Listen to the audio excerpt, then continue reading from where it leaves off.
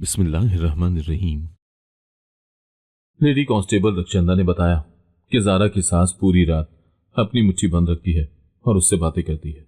शक होने पर जबरदस्ती उसकी पुलिस ने मुट्ठी खोलकर देखी तो सब सजदे में क्यों गिर पड़े। ज़ारा ने पूरी रात जागकर गुजारी।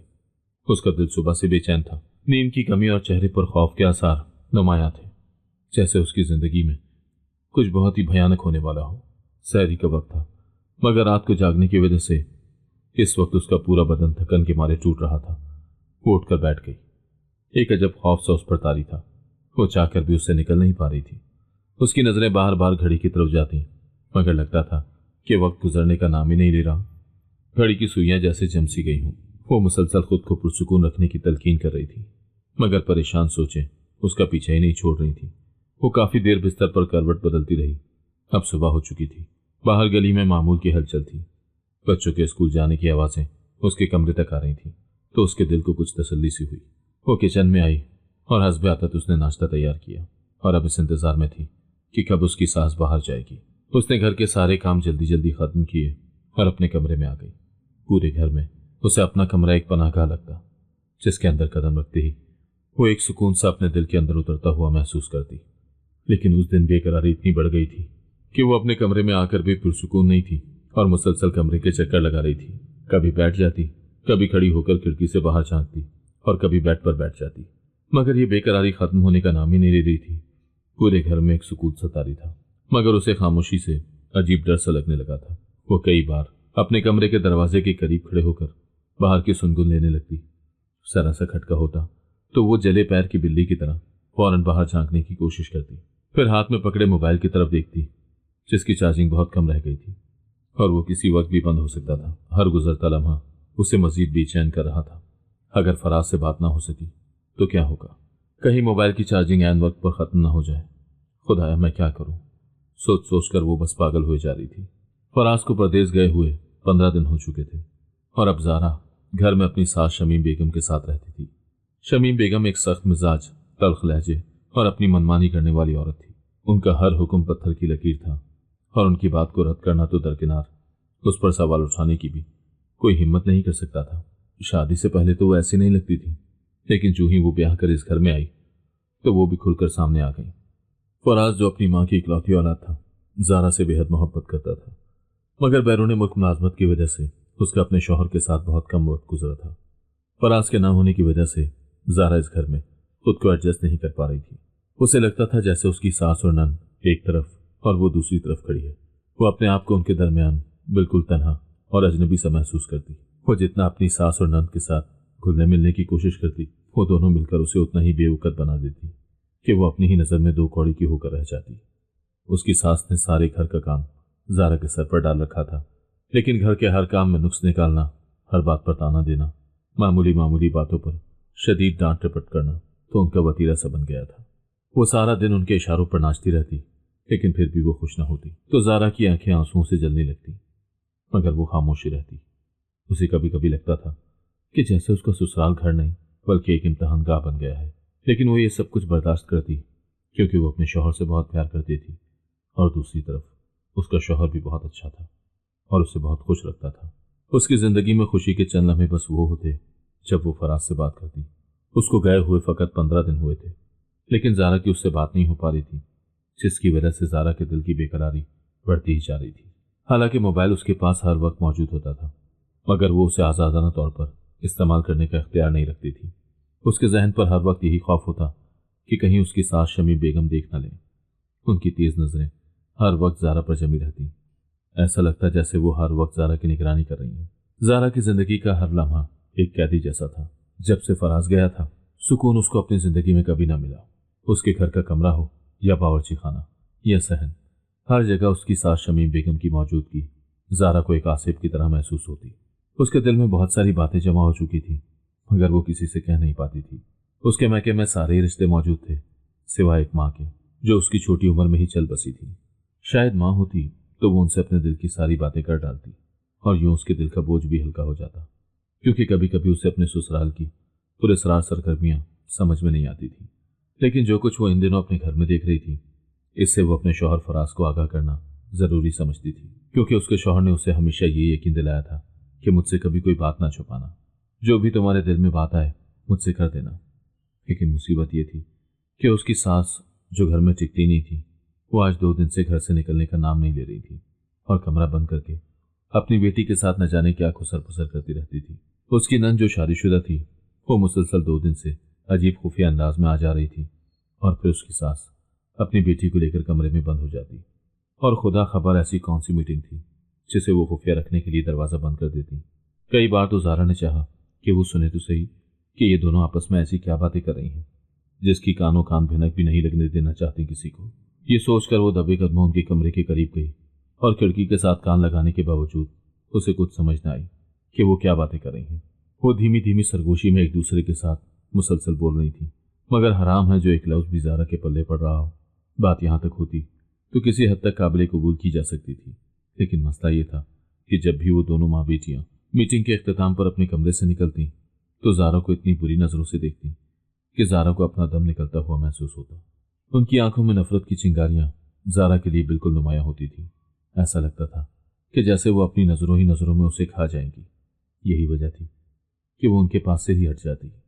وہ بس کسی طرح سے فراز سے بات کرنا چاہتی تھی، اور اس کی امید آج کسی طرح پوری ہونے کا امکان تھا، کیونکہ ناشتہ بناتے وقت اس کے کانوں میں اپنی ساس کے باہر جانے کی بات پڑی تھی، تو وہ خوش ہو گئی کہ وہ آج کسی نہ کسی طرح فراز سے بات کر ہی لے گی۔ اب وہ اسی انتظار میں تھی کہ کب شمیم بیگم گھر سے باہر جائیں گی تو وہ کھل کر اپنے دل کی ہر بات فراز سے کر پائے گی۔ اس کی ساس شمیم بیگم ہر جمعرات کو کہیں جاتی تھی، مگر اس بارے میں انہوں نے کبھی بھی زارا کو نہیں بتایا کہ وہ کہاں جا رہی ہے۔ مگر جب وہ واپس آتی تو ان کا رویہ انتہائی عجیب اور پراسرار سا ہو جاتا۔ وہ گھر آنے کے فوراً بعد اپنے کمرے میں چلی جاتی اور دروازہ بند کر کے نہ جانے کیا کیا پڑھتی رہتی۔ ان کے پاس ایک کتاب بھی تھی جسے وہ چھپا کر رکھتی، اور سوال ہی نہیں پیدا ہوتا تھا کہ زارا اسے ہاتھ لگا لے۔ وہ اکثر اس کتاب کو جمعرات والے دن کھولتی اور نہ جانے اس میں سے کیا کیا پڑھ کر پانی میں پھونک مار کر زارا کو پلانے کی کوشش کرتی۔ وہ ویسے تو اس سے سیدھے منہ بات نہیں کرتی تھی، لیکن جب اسے کچھ کھانے کے لیے دینا ہوتا تھا تو ان کے مزاج میں بہت نرمی اور دوستانہ پن آ جاتا۔ کئی بار زارا نے دیکھا کہ سالن یا چائے میں وہ کوئی چیز ملا رہی ہے، مگر اسے وہ خود نہ کھاتی، لیکن اسے بے حد پیار سے اصرار کر کے وہ چیز کھلا دیتی۔ ان کی انہی حرکتوں کی وجہ سے زارا کے دل میں ایک خوف سا بیٹھ گیا تھا۔ نہ جانے کیوں زارا کو شک تھا کہ یہ سب تعویذ گنڈے ہیں، مگر اس کے پاس کوئی ٹھوس ثبوت نہیں ہوتا تھا۔ زارا نے یہ بات بھی کئی بار محسوس کی کہ اس کے ساتھ شمیم بیگم جب گھر واپس آتی تو ان کے چہرے پر ایک عجیب سا سکون ہوتا، جیسے وہ کوئی بہت بڑی کامیابی حاصل کر کے لوٹی ہوں۔ ان کے پاس کوئی نہ کوئی چیز ہوتی جسے وہ ہمیشہ چھپانے کی کوشش کرتی، اور اسے لے کر فوراً کمرے میں چلی جاتی۔ لیکن اس صبح زارا کو بہت عجیب سا محسوس ہو رہا تھا۔ اس نے اپنے اندر ایک عجیب اضطراب سا محسوس کیا۔ شمیم بیگم آج کہیں جانے والی تھی، اور زارا اس لمحے کا انتظار کر رہی تھی کہ کب وہ باہر جائیں اور وہ اپنے شوہر سے کھل کر بات کر سکے۔ اس نے فیصلہ کیا تھا کہ وہ فراز کو سب کچھ بتائے گی، چاہے کچھ بھی ہو جائے۔ مگر پھر وہیں دل میں ایک سوال بھی اٹھتا کہ کیا فراز اپنی ماں کے بجائے اس کی باتوں پر یقین کرے گا؟ کیا وہ اس خوف کو سمجھ پائے گا جو زارا ہر لمحہ محسوس کر رہی تھی؟ زارا نے اپنے موبائل کو دیکھا، اس کی بیٹری کم تھی اور لائٹ ابھی تک نہیں آئی تھی، جس کی وجہ سے اس کی بے چینی بڑھتی جا رہی تھی۔ آج گھر کا کونا کونا خاموش تھا، اور اسی خاموشی نے زارا کو ایک انجانے سے خوف میں مبتلا کر ڈالا تھا۔ گزشتہ دنوں میں زارا نے جو کچھ اپنی آنکھوں سے دیکھا تھا اسے نظر انداز کرنا ممکن ہی نہ تھا۔ وہ جتنا خود کو دلاسا دینے کی کوشش کر رہی تھی اتنا ہی بے حوصلہ ہونے لگتی۔ کچن میں قربانی کے اوزار جو اس نے دیکھے تھے وہ انتہائی تشویشناک تھے۔ ان اوزاروں کا یوں گھر میں رکھنا کوئی معمولی بات نہیں تھی، لیکن اس بات کو اس نے کئی بار اپنے دماغ سے اتارا، مگر دل سے ہمیشہ ایک ہی آواز آئی کہ کچھ نہ کچھ دال میں کالا ہے۔ وہ کچھ ایسا اپنے ساس کے رویے سے محسوس کر رہی تھی جو اس سے پہلے اس نے کبھی محسوس نہیں کیا تھا، اور یہ سب فراز کو بتانا اب بہت ضروری ہو گیا تھا۔ اس نے کھڑکی کے پردے کو ذرا سا ہٹا کر باہر جھانکا تو شمیم بیگم صحن میں چادر اوڑھے کھڑی تھی، اور ان کے ہاتھ میں ایک بڑا سا تھیلا تھا۔ زارا نے دل دل میں دعا کی کہ وہ جلدی سے باہر چلی جائیں، کیونکہ شمیم بیگم کے جانے کے بعد زارا کو چند لمحے آزادی کے نصیب ہوتے، اور وہ ان لمحوں کو اپنے لیے بہت ہی قیمتی سمجھتی۔ فی الآخر شمیم بیگم باہر نکلی۔ زارا نے کھڑکی سے جھانک کر اچھے سے تسلی کی کہ وہ گھر سے نکل چکی ہیں، تو اس کے دل کو کچھ سکون ہوا۔ وہ فوراً بھاگ کر اپنے کمرے میں گئی اور دروازہ بند کر کے موبائل نکالا۔ وہ بہت تیز تیز سانسیں لے رہی تھی اور لرزتے ہاتھوں سے فراز کا نمبر ڈائل کرنے لگی۔ زارا کا دل تیز تیز دھڑک رہا تھا، جیسے اندر کوئی طوفان برپا ہو۔ اس کے ہاتھ لرز رہے تھے۔ فون کی گھنٹی بجنے لگی تو زارا کی سانسیں بے ترتیب ہونے لگی۔ اس کے اندر کی گھبراہٹ اور اضطراب ہر لمحہ بڑھ رہا تھا۔ کچھ لمحوں کے بعد کال لگ گئی اور فراز کی آواز آئی۔ ہلو؟ زارا نے فوراً موبائل کے مائک کے قریب اپنے لب رکھے اور پھر آہستہ سے کہا، فراز، مجھے بہت ڈر لگ رہا ہے۔ فراز کی آواز میں فوراً تشویش آئی۔ زارا، کیا ہوا ہے؟ تم ٹھیک تو ہو؟ زارا کا ہیجان بڑھ گیا۔ اس نے ایک گہری سانس لی اور پھر لرزتے ہوئے کہا، ہاں شاید میں ٹھیک ہوں فراز، لیکن اس وقت میں اکیلی ہوں۔ مجھے اس وقت بہت خوف محسوس ہو رہا ہے۔ فراز نے نرمی سے لیکن تشویش سے پوچھا، یہ صبح کا وقت ہے زارا، رات نہیں ہے جو اکیلی ہونے کی وجہ سے ڈر جاؤ۔ اس وقت تو ہمارے محلے میں خوب چہل پہل ہوتی ہے، ایسے میں ڈرنے والی کیا بات ہے؟ فراز کی بات سن کر اس کے دل کی دھڑکن تیز ہو گئی۔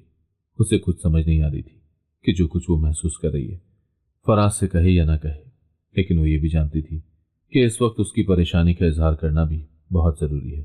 کیا خبر اسے پھر موقع ملے نہ ملے، وہ اس معاملے کو اب مزید نظر انداز نہیں کر سکتی تھی۔ اس نے ہمت کر کے فراز سے کہا، میں نے گھر میں کچھ عجیب چیزیں نوٹ کی ہیں جو میرے لیے انتہائی غیر معمولی ہیں۔ اس نے تیزی سے اپنی بات مکمل کی، یہاں کچھ ایسا ہو رہا ہے جو میں بیان نہیں کر پا رہی، اور مجھے لگتا ہے کہ مجھے تمہیں اس بارے میں بتانا چاہیے۔ فراز کی آواز میں مزید تشویش آ گئی۔ کیا ہوا؟ اتنی خوفزدہ کیوں ہو؟ امی کہاں ہے؟ وہ تمہارے ساتھ تو ہوں گی، ان کے پاس چلی جاؤ۔ زارا چوکانے انداز میں کھڑکی سے باہر دیکھنے لگی۔ اسے ڈر تھا کہ کہیں اس کی سانس آ ہی نہ جائے۔ فراز، وہ گھر پر نہیں ہے، اور تم تو جانتے ہو اگر وہ گھر پر ہوں تو میں تم سے کہاں بات کر پاتی ہوں، اور جو بات میں کرنا چاہ رہی ہوں وہ تو ان کی موجودگی میں کرنا محال ہے۔ اللہ کا شکر ہے کہ وہ اس وقت گھر پر نہیں ہے۔ فراز نے انتہائی توجہ کے ساتھ اس کی ساری بات سنی تو وہ پریشانی سے بولا، زارا تم پہیلیاں کیوں بجوا رہی ہو؟ سیدھی طرح مجھے بتاؤ کیا بات ہے؟ امی کہاں گئی ہے؟ زارا نے ایک لمحے کے لیے سوچا اور پھر کہا، مجھے نہیں معلوم، وہ مجھے کب بتا کر جاتی ہیں، بس ابھی ابھی باہر نکلی ہیں۔ فراز نے فوراً کہا، تو اتنا ڈرنے کی کیا ضرورت ہے؟ زارا تم دروازے اور کھڑکیاں اچھی طرح سے بند کر کے بیٹھو، دن کے وقت تو ڈر نہیں لگنا چاہیے۔ دیوار سے دیوار جڑی ہوئی ہے، لوگ کام پر جا رہے ہیں، محلے میں گہما گہمی ہے، تم کسی دور افتاد گاؤں کی پہاڑی پر تو نہیں رہ رہی جہاں دور دور تک گھر نہ ہو۔ زارا کی سانسیں مزید تیز ہو گئی، اس کے دل کی دھڑکن بے قابو ہو گئی۔ فراز، تم نہیں سمجھ سکو گے وہ سب جو میں محسوس کر رہی ہوں۔ بات کرتے کرتے وہ رو پڑی تو فراز کی آواز میں مزید پریشانی بڑھ گئی۔ تم رو کیوں رہی ہو؟ ٹھہرو، اگر تم زیادہ ہی ڈر رہی ہو تو میں امی کو کال کرتا ہوں، وہ فوراً گھر آ جائیں گی۔ فراز کی بات سن کر زارا رونا بھول گئی اور تیزی سے فراز کی بات کاٹ کر بولی، نہیں فراز، خدا را انہیں فون مت کرنا، میرے پاس موبائل کی چارجنگ بالکل ختم ہو رہی ہے، کل رات سے لائٹ نہیں آئی ہے، بس موبائل کی تھوڑی سی چارجنگ بچی ہے، اسی لیے میں جو بات کرنا چاہتی ہوں مجھے سمجھ نہیں آ رہا کہ میں کیسے کروں۔ مجھے لگتا ہے کہ تم میری بات پر یقین نہیں کرو گے، میں اپنی ہی بیوی کی بات پر بھلا کیوں یقین نہیں کروں گا؟ تم کیسی باتیں کر رہی ہو؟ میں تمہارا شوہر ہوں، تم مجھ سے اپنی ہر بات کھل کر کہہ سکتی ہو۔ اب جلدی سے مجھے بتاؤ کہ تمہاری پریشانی کی اصل وجہ کیا ہے تاکہ میں اس کا کوئی حل نکالوں۔ زارا نے آہستہ سے کہا، فراز، آنٹی کی سرگرمیاں کچھ عرصے سے کافی عجیب سی ہیں، میں نے کبھی تم سے ذکر نہیں کیا کہ کہیں تمہارا دل برا نہ ہو جائے اور تم مجھے ایک روایتی بہو سمجھ کر بیزار نہ ہونے لگو، اور نہ ہی میں نے کبھی آنٹی کے رویے کے بارے میں تم سے تذکرہ کیا، لیکن اب اس گھر میں بہت ساری چیزیں میری سمجھ سے بالا تر ہیں، میں جتنا ان پر سوچنے کی کوشش کرتی ہوں اتنا ہی میرا دل برا ہونے لگتا ہے۔ کل جب آنٹی باہر سے گھر واپس آئیں تو ان کے ہاتھ میں ایک چھوٹا سا کالے رنگ کا تھیلا تھا، میں سامنے ہی صحن میں کھڑی تھی، اندر داخل ہوتے ہی آنٹی کی نظر جو ہی مجھ پر پڑی انہوں نے وہ تھیلا ایک دم پیچھے کر لیا۔ ان کا اس طرح سے تھیلے کو چھپانا مجھے تجسس میں مبتلا کر گیا اور پھر وہ اپنے کمرے میں چلی گئی۔ پھر میرے ذہن سے یہ ساری بات نکل گئی۔ اتنی بات بتانے پر ہی زارا کا دل تیز تیز دھڑکنے لگا، لیکن پھر وہ اپنے جذبات پر قابو پانے کی کوشش کرتے ہوئے بولی، آج صبح جب میں کچن میں گئی تو وہ تھیلا برتنوں کے پیچھے چھپایا ہوا تھا، میں نے تجسس کے مارے وہ تھیلا کھولا اور پھر میری آنکھوں کے سامنے ایک ایسا منظر تھا جس نے مجھے ہلا کر رکھ دیا۔ زارا چپ ہو گئی، اس کی سانسیں مزید تیز ہو گئی۔ وہ اب تک جو کچھ دیکھ چکی تھی اس پر یقین کرنا اس کے لیے مشکل تھا۔ اس منظر کو خوف اسے دہلا رہا تھا، لیکن فراز کو مزید بتانے کی ہمت اس کے اندر نہیں ہو رہی تھی۔ فراز نے تھوڑی دیر انتظار کیا کہ وہ کچھ بتائے، لیکن جب وہ نہ بولی تو فراز نے فوراً کہا، پھر کیا تھا اس تھیلے میں؟ تم ڈر کیوں گئی؟ زارا نے بڑی مشکل سے اپنی بات کہی، اس تھیلے میں قربانی کے اوزار تھے جو کسی بھی عام گھر میں نہیں ہونے چاہیے۔ مجھے سمجھ ہی نہیں آ رہا کہ ان اوزاروں کا گھر میں کیا کام ہے، और फिर जिस तरह ये औजार लाकर आंटी ने किचन में छुपाए हैं, ये बात मुझे हजम नहीं हो रही। ज़ारा की आवाज़ में डर और खौफ था। फराज, मुझे बहुत डर लग रहा है। मुझे लगता है कि आंटी के मामलात बहुत मशकूक हैं। मेरे पास अपनी बात को साबित करने के लिए कोई सबूत तो नहीं है, लेकिन मुझे यकीन है कि कुछ गलत होने वाला है। फराज ने फौरन कहा, ज़ारा तुम घबराओ नहीं, तुम इस वक्त अकेली हो।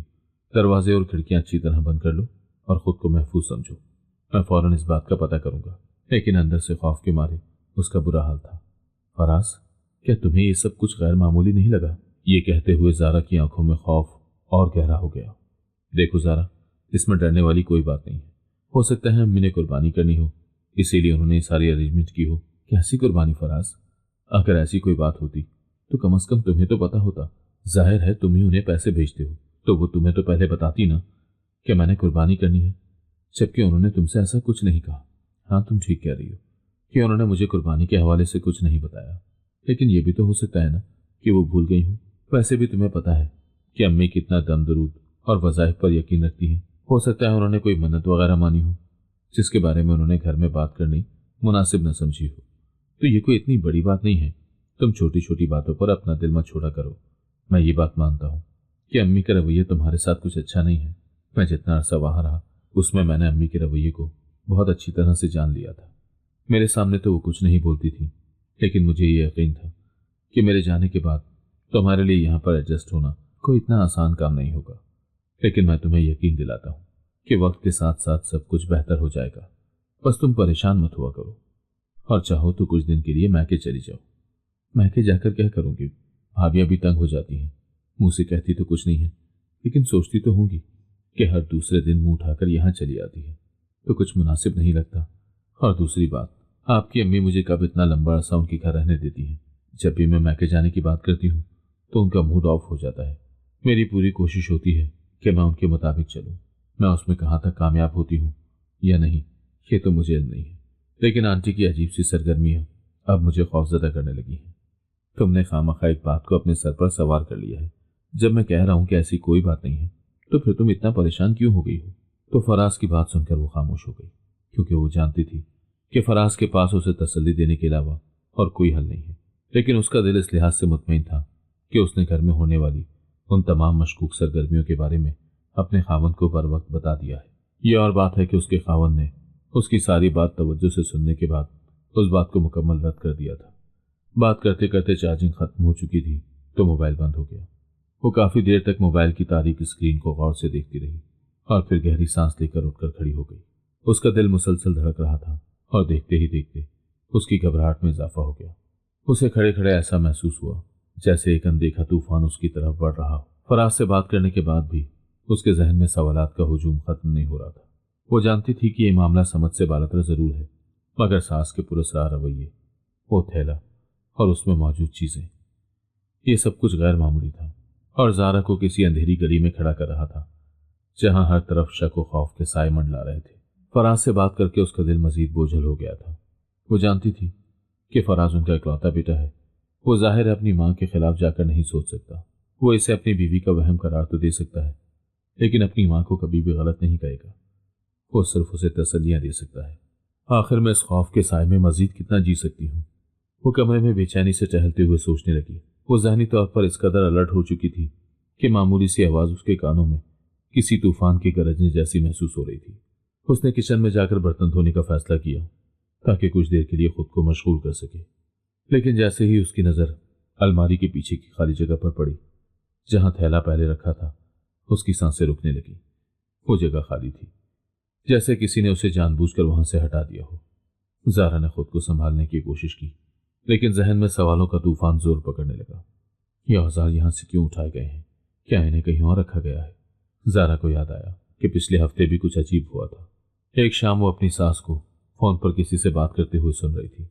उनका लहजा दबाव में था और वो बार बार कह रही थी, हाँ मैं सब कुछ संभाल लूंगी, बस तुम फिक्र न करो।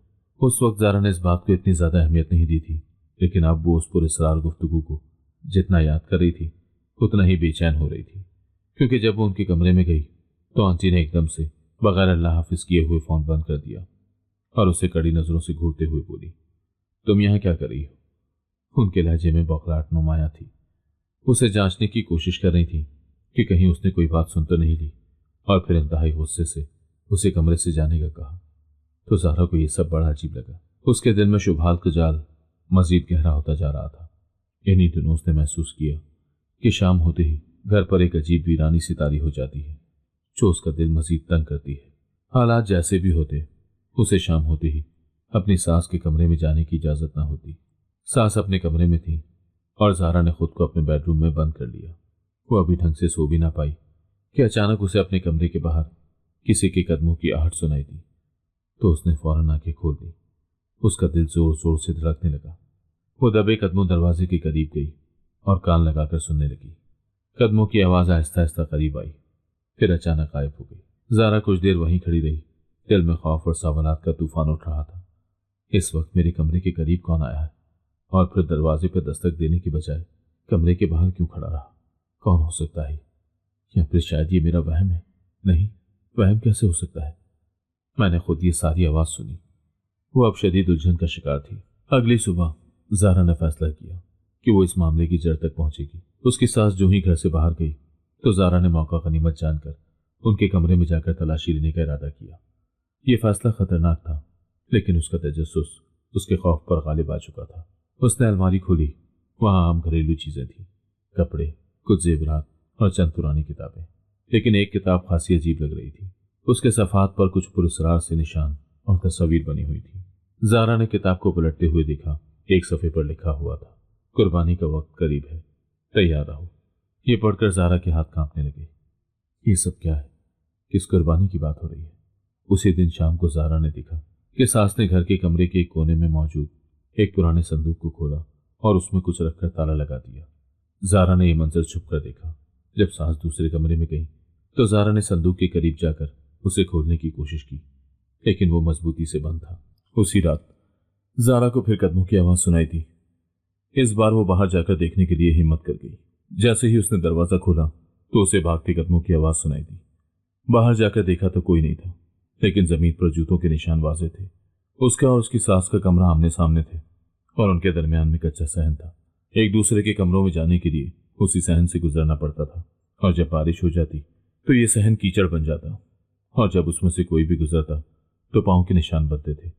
इसमें तो कोई शक वाली बात ही नहीं थी कि कोई उसके कमरे की तरफ आया है, क्योंकि ज़ारा ने अपने फ़ोन की फ्लैश लाइट जलाई और निशानों का पीछा किया तो ये निशान सास के कमरे के पास जाकर ख़त्म हो गए।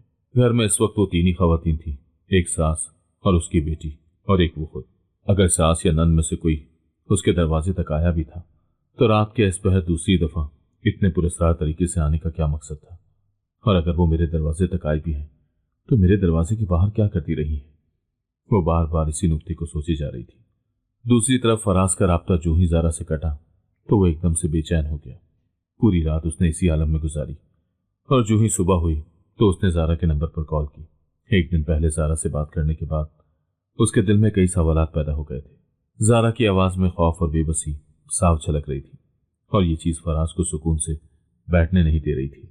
उनके दरमियान 1.5 साल की शादीशुदा जिंदगी में ज़ारा ने कभी भी किसी बात की शिकायत नहीं की थी, लेकिन अब जिन खदशात का इजहार वो कर रही थी उसे नज़रअंदाज करना इतना आसान नहीं था। फराज जानता था कि ज़ारा बहुत सब्र करने वाली और इंतहाई मोहब्बत करने वाली लड़की है। वो सरासर उसकी पसंद थी, लेकिन उसकी माँ और बहनें ज़ारा को पसंद नहीं करती थी। उनकी ये मुखालिफत उस वक्त से थी जिस दिन से ज़ारा ने अपनी पसंदीदगी का इजहार किया था। फराज ने हमेशा अपनी बीवी का साथ दिया। जब उसने ज़ारा के लिए अलग से बैंक अकाउंट खोला और हर महीने उसे खर्च के लिए पैसे देने लगा तो उसकी माँ शदीद नाराज़ हो गई थी। ये फजूल खर्च लड़की तुम्हें बर्बाद कर देगी, इसे पैसे मत भेजा करो।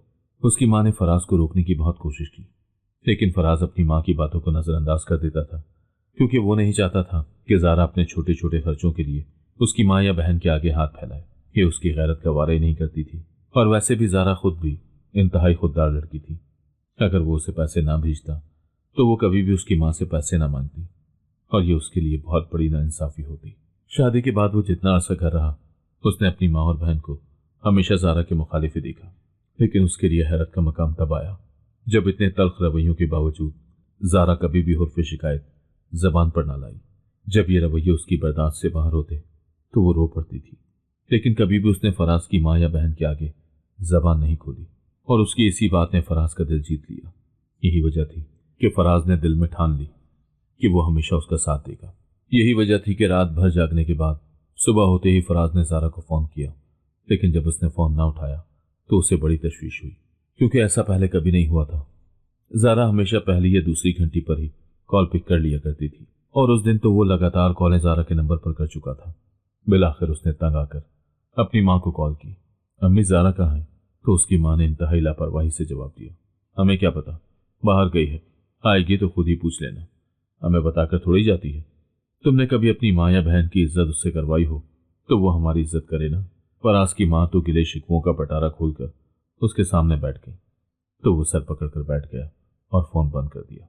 आधे घंटे के बाद उसने जब दोबारा कॉल की तो उसकी माँ ने फिर अपनी लाइल्मी का इजहार किया, तो उनका जवाब सुनकर फराज के दिल में एक अजीब सी खटक पैदा हो गई। ज़ारा उन लड़कियों में से नहीं थी जो सास या नंद को पैर की जूती तस्वुर करती हैं। इतने नामसाइद हालात के बावजूद वो लड़की अगर अपने मैके भी जाती थी तो बाकायदा उसकी माँ की इजाज़त लेकर जाती थी। ऐसे में यह कैसे मुमकिन था कि वो बगैर बताए घर से निकल जाती? उसे न जाने क्यों अपनी माँ की बात पर बिल्कुल भी यकीन नहीं आ रहा था। उसका और ज़ारा का साथ मुख्तसर ही था, लेकिन वो ज़ारा को बहुत अच्छे से जान गया था। फराज ने दोबारा कॉल की, लेकिन उसकी माँ का जवाब बदस्तूर वही था, हमें नहीं पता। अब ये बात फराज को और ज़्यादा परेशान कर गई। ज़ारा का फ़ोन मुसलसल बंद मिलने पर फराज ने उसके भाई को कॉल की और पूछा कि आप ज़रा घर जाकर पूछें कि क्या ज़ारा आपकी तरफ आई हुई है। तो ज़ारा का भाई इंतहाई हैरान हुआ और कहा कि वो तो हमारी तरफ नहीं आई, मैं अभी घर पर ही हूँ, दुकान पर नहीं गया। तो फराज इंतहाई परेशानी के आलम में बोला, तो फिर ज़ारा कहाँ गई? मेरी तो समझ में नहीं आ रहा। तो ज़ारा का भाई एकदम से बोला, सब खैर तो है? क्या हुआ है? ज़ारा कहाँ है? तो फराज ने बताया कि तुम्हारी बहन का फ़ोन नहीं लग रहा और मेरी अम्मी कह रही हैं कि वो बताए बगैर घर से चली गई है, प्लीज़ जाकर पता करो कि वो कहाँ है। ज़ारा का भाई ये सुनकर फौरन अपनी बहन के ससुराल पहुंचा। जैसे ही उसने ज़ारा की सास से पूछा तो वो गुस्से में आग बबूला हो गई। तुम्हारी बहन किसी के साथ भाग गई है, हमें तो ये भी बताते हुए शर्म आ रही है कि हम अपने बेटे को ये बात कैसे बताएं। खुदा जाने तुम्हारी बहन ने किसके साथ मुकाला किया है। ये सुनकर ज़ारा के भाई के पैरों तले जमीन निकल गई। हो सकते में आ गया, ये कैसी बातें कर रही हैं? आपको शर्म आनी चाहिए। मेरी बहन ऐसी नहीं है जैसी आप बता रही हैं। सीधी तरह बताएं कि ज़ारा कहाँ गई है। सास ने सख्त लहजे में जवाब दिया, हमें तुम्हारी बातों में कोई दिलचस्पी नहीं है, जाकर अपनी बहन को ढूंढो और अगर मिल जाए तो हमें भी बता देना। इतने में फराज का फ़ोन ज़ारा के भाई की तरफ आया तो ज़ारा के भाई ने बताया कि तुम्हारी अम्मी ज़ारा पर इंतहाई संगीन इल्ज़ाम लगा रही हैं। इनसे पूछो कि ज़ारा कहाँ है, क्योंकि हमारी बहन तो ऐसी नहीं है। फराज ये सुनकर हैरत और गुस्से से पागल हो गया। ज़ारा ऐसा कभी नहीं कर सकती, ये बात सोची भी नहीं जा सकती। अम्मी क्यों ऐसी बातें कर रही हैं? वो अपनी माँ को समझाता तो वो कॉल ही काट देती। ज़ारा के भाई ने कहा, मुझे कुछ समझ नहीं लग रही, हमें फौरी तौर पर ज़ारा को तलाश करना होगा। ज़ारा के भाई ने फौरन ही अपने वालिद को कॉल की और सारा मामला बताया, तो उसके वालिद और भाई फौरन ही वहां पहुंच गए। ज़ारा की दोस्तों को भी फ़ोन किया गया, लेकिन किसी ने ज़ारा के बारे में कुछ नहीं सुना था। फराज का दिल मुसलसल घबरा रहा था। वो जानता था कि ज़ारा एक जिम्मेदार लड़की है और वो कभी किसी गैर जिम्मेदारी का मुजाहरा नहीं करेगी, लेकिन उसकी माँ की बातों ने उसके दिमाग में शुकूक पैदा कर दिए थे। मोहल्ले में ज़ारा की गुमशुदगी की खबर फैल गई थी। लोग तरह तरह की बातें कर रहे थे। किसी का कहना था कि ज़ारा को उसकी सास और नंदों ने घर से निकाल दिया है, तो किसी का कहना था कि ज़ारा ने खुदकुशी कर ली है। लेकिन ज़ारा कहाँ थी, इस बारे में कोई नहीं जानता था।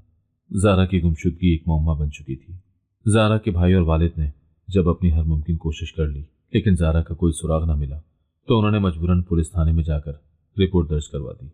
ये केस लेडी इंस्पेक्टर रेहाना ने लेडी कांस्टेबल रक्षंदा के सुपुर्द किया, जो अपनी सख्त मिजाजी और मामला फहमी के लिए जानी जाती थी। कांस्टेबल रक्षंदा ने फौरी तौर पर ज़ारा के ससुराल जाने का फैसला किया ताकि मामले की तह तक पहुंच सके। जैसे ही वो ज़ारा के घर पहुंची, उन्होंने हर पहलू को बगौर जांचना शुरू किया।